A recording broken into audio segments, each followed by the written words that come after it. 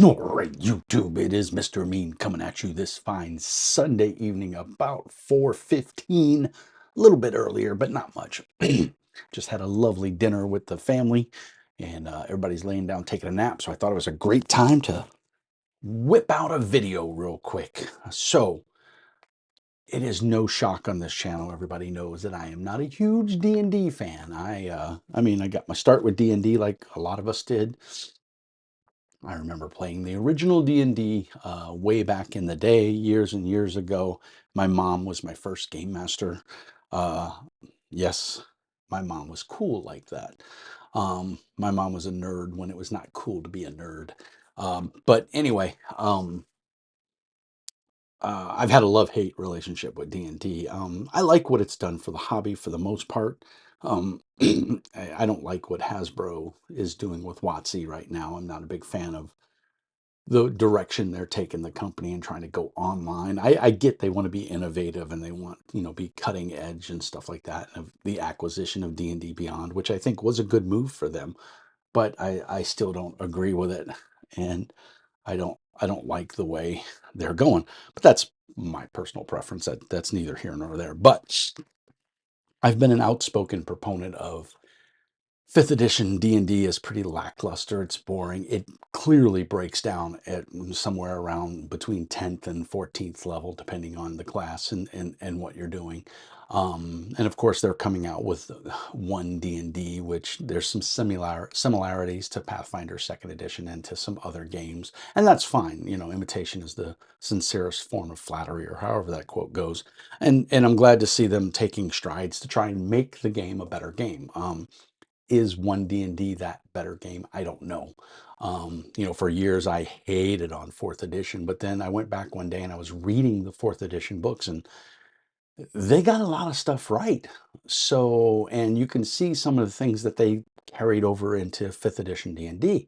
So I think every edition has its pros and cons. I don't think there is any perfect game. For me, Pathfinder second edition is probably the closest to a perfect game that I can get, but I have my issues with it. Castles and Crusades is a phenomenal game as far as I'm concerned from a game master's point of view, but from a player's point of view, I'm not quite sure it would be the game for me. I like running Castles and Crusades, but I don't think I would enjoy playing it. Um, so yeah, I did not enjoy DMing fifth edition. I absolutely love DMing Pathfinder second edition. So today's video is kind of a weird one because it brings us back to D&D. I've been a huge fan of D&D and a lot of its fiction. I've read a lot of the novel, of course, all the Drizzt series, the Dragonlance series have a huge place in my heart. And so when this came up for pre-order, I could not resist. I just happened to be at my local game store, which is Level Up Games in Superior, Wisconsin. If you're ever in there, stop in and say hi to the people working behind the counter and tell them Mr. Mean sent you. Um, the owners and the management team are very kind to me, and they usually give me a nice discount. But I paid full retail for this. This is my copy. It was not sent to me. I didn't get it for free. I paid for it with my own money. And I got the variant cover because Lord Soth is the ultimate tragic hero. And if you don't know who Lord Soth is, go read the books. Do yourself a favor. You'll enjoy it. Margaret Weiss and Tracy Hickman have written a phenomenal series called Dragonlance. And of course, TSR at the time, I guess, bought some rights or bought the rights to make supplements for it. I don't know the whole history behind it. I was a fanboy, of course, at the time. And I have every other iteration of Dragonlance that's come out for D&D. So I thought, oh, how can I not get this? I'd be stupid not to pick it up. And boy, am I glad I did. Now, again, I'm no fanboy of 5th edition. Don't like it. I will never run this. Not in 5th edition. Might run it in Pathfinder. Might run it in Castles and Crusades. But I'll never run it in 5th edition. I have no desire, no inkling, nothing. But I will say that the layout, the presentation, the format, the quality of art of this book is awesome. If you're even a buy fan, a fair weather fan of 5th edition. If you're like, no, Warhammer's my jam, or whatever game it may be, Castles and Crusades, Pathfinder, Call of Cthulhu, whatever your jam may be, that's your game of choice. Do yourself a favor. If you're a Dragonlance fan, do yourself a favor, pick this up. Now, why this book isn't a 10 out of 10 in my book, it's an 8 out of 10. I give this a solid 8, verging on a 9 out of 10, because the art is phenomenal. The cover is amazing, and it's kind of got that metallic, I don't know what they call it. If you guys know, put it down in the doobly-doo. And then the back, that rose spiral pattern is just, those that don't know, Lord Soth was a knight of Solamnia, and he was a knight of the Rose. So this is amazing. It is beautiful. This is a GM book. It is not a player's book. And some people are going to go, no, but it has character classes and character races in it. It's a player's book. Yes, in that aspect, it is a player's book. But this is first and foremost a GM book. This is an adventure. If you're gonna get this book as a player, you need to not read past character creation, because you're just gonna ruin it for yourself. And some people are like, oh, I don't care if I know the plot, da, da, da, da. Yeah, you do. Yeah, you do, because you want those experience, those highs and lows. You want to see the story unfold. And if you read about it and you know what's going to happen, then nothing is unfolding, and you're ruining the joy. And if nothing else, you may very well be ruining the joy for other players who haven't read the book. So do yourself a favor. If you're a player, get with your GM, have them help you make a character, give you some options, and then give the book back to the GM. You don't need this. Maybe after you play this campaign, you can buy the book or crack it open. I would recommend buying it and putting it on a shelf and never touching it until you're done with the campaign. This will take you from 1st level to 10th level. I'm not going to give any story spoilers, but some of the antagonists in here are amazing. And it's from what I've read, and I've read about a third of it so far. I've flipped through different sections. I read some of the starting stuff for the adventure and like the end of the adventure, and I thought, that's a nice, I like it. It's very well done.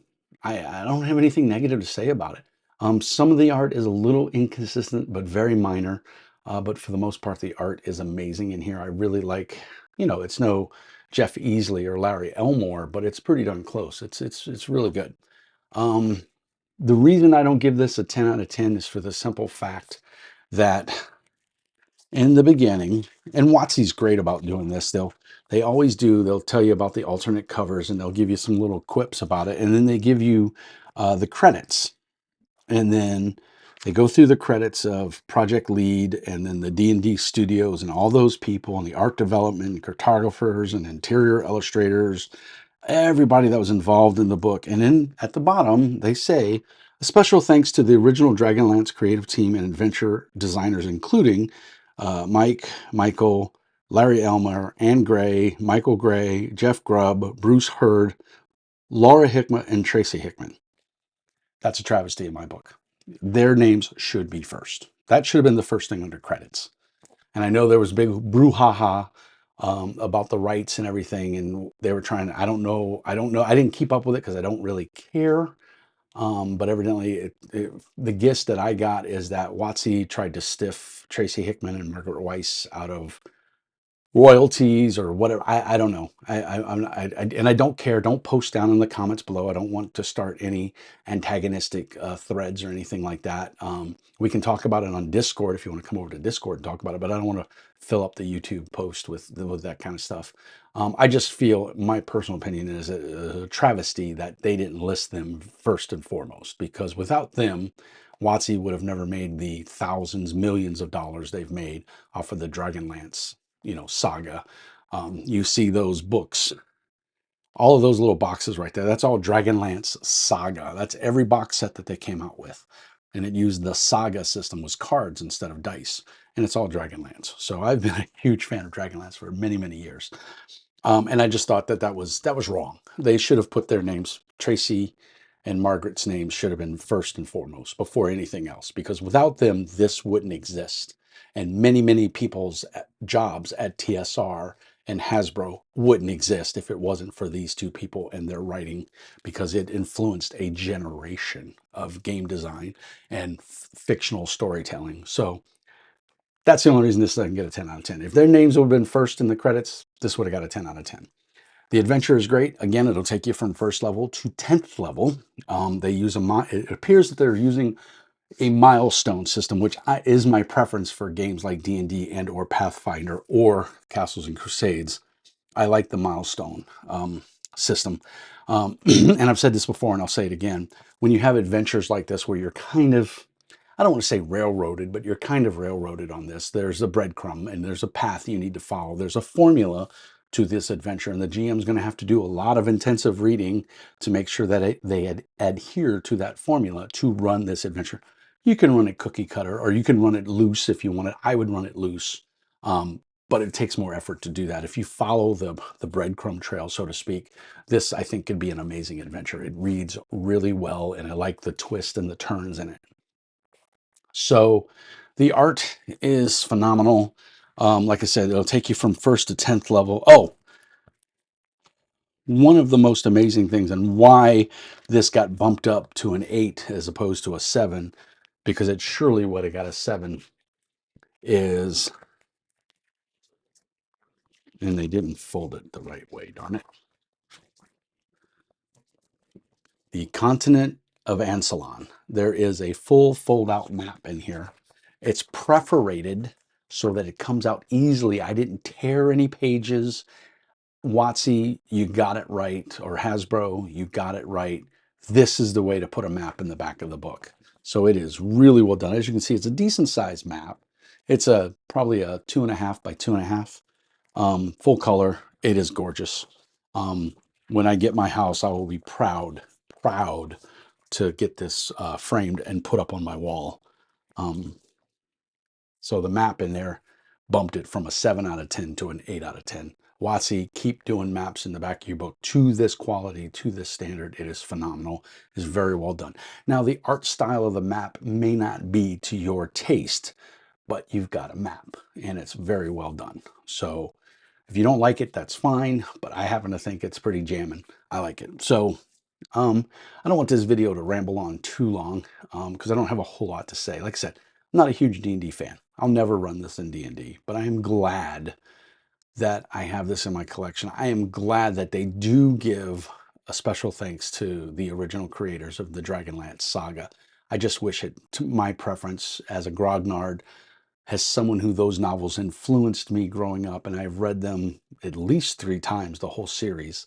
I'm glad to see that they got their proper credit, although I think it should have been at the beginning and not at the end. But neither here nor there. That's just my opinion. Your mileage may vary. You may feel different about it. That part, I can't say, but I'm gonna say this is a gorgeous book. I really love the art. I don't want to show too much of the art because I don't want to ruin anything. Well, here you go. I can show this. Here's the Draconians. Oops, the map's falling out. I don't want to damage the map, but there's the Draconians. So the art is really nice in the book. And this is Takesis in her human priestess form. Takesis is the main bad guy of this story. And like I said, I don't want to ruin it, but you're going to know what the dragons are. The maps for the adventures and everything are very well done. They're very succinct. Some of the art didn't thrill me, but I do like the cartography and the maps and stuff like that. I thought this was a cool piece of art right there. I can move my fat fingers out of the way. That's a nice piece of art right there. So, and then of course, a reimagining of the Heroes of the Lance kind of deal. I can get the glare off of there. Really nicely done. So it starts with a brief introduction to Ansalon and the world. War comes to Kryn. The name of the world is Kryn. And they tell you how to use this book. They give you the history and before the cataclysm and what was going on there. There's a bunch of rare languages and standard languages. It's really well done. There's currency. There's a calendar. So it's a world setting with a little bit of almanac information thrown in there for you. So if you want to know the days of the week or the calendar of the year, that kind of stuff, that information is in here. There's rumors of war. Uh, the city of Kalaman is where the main story takes place. And they do a good job to talk about the deities of Kryn. So you get all the gods listed. You even get symbols for all the gods, which I thought was really cool. And then you go into character creation. And character creation will take you about a third of the book, almost half of the book. I think is it the Northern Waste? Oh, nope, a little further. Bear with me one second. There's a starting adventure. Let's see. Because character creation is a good chunk of the book, but not too much. I mean, I think it's worth it. And if you want to make draconian characters or you want to make um, so yeah, so we got from, let's see here, so page 21, if